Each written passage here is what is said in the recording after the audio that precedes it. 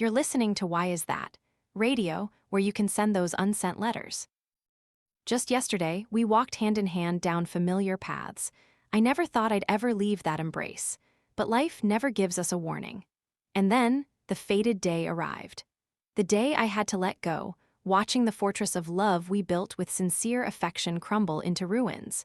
Promises that felt eternal now sound like whispers on the wind. If only that day I had been calm enough to say something different, thoughtful enough to act differently, would things still have ended with these two words: the end. In today's episode, Why Is That?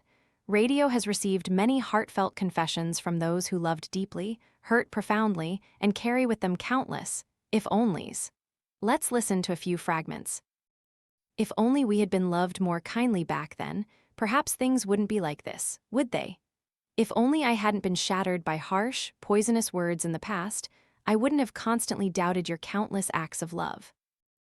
I don't know how many times I've thought of you anymore. If only back then, we had been a little more yielding to each other. I'm so scared. Scared that I won't be anyone in your mind anymore. You hug me, not out of romantic affection, but simply because you want to comfort my weak heart.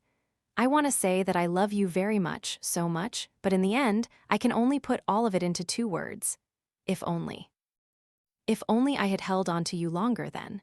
If only I hadn't stayed silent, hadn't given up at that very moment when we were closest.